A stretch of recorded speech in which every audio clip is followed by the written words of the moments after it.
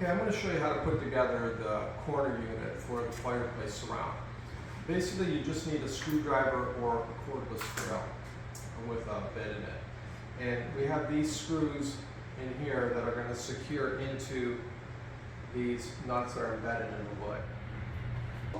I wrote right on your place column here. You won't see this once it's put together. And then line up these screws, and I put a mark there too to help you. And you're going to come down and just make sure that you're going to fit right in there.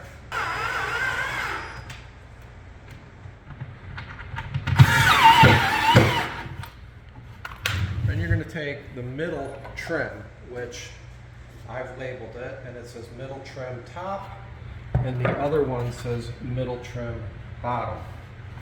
And I'm pointing up on there too so you can see, and bolt here. So lay it down, and we have these bolt holes right there. Again, I have a line so that you can line that up, and it goes against this trim in the front, right there. So you come back over here, and you put a screw in, and screw that in. Then we're going to do the same thing with the other side. This is your other column, and there is a front, and I wrote on there front, and this is the outside. Okay, so this is the top trim plate, and this is the bottom of the trim, but this is the top trim right there. And I pointed up, and then this is where your bolts go. These lines are going to match up. You got to get in those holes right there. So you just get it to be pretty close to those lines, and then you can feed these bolts through and get them started.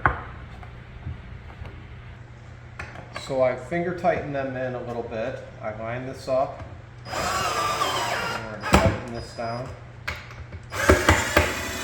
on both sides. So now we're going to put the top on.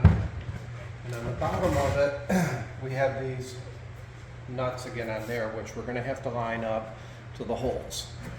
So you're going to set it on there, and you're going to come down here, and you're going to get these lined up. This will be flush like this. Stick it through a little bit so you can see it. And now I am starting it. Okay, so I finger started these in there. And we're going to do it on the other side as well. Okay, so that's it. That easy to put together. And then in the front, you're going to be putting in the LED insert that you bought. And it should be fitting right in there, and you're going to screw it in from the sides. Pretty simple. You could stain this again if you wanted to, a different color, because there's no sealer on it. And if you wanted to, you could even add another sealer on top of this. But I'm keeping it flat matte like this to maintain a rusty color.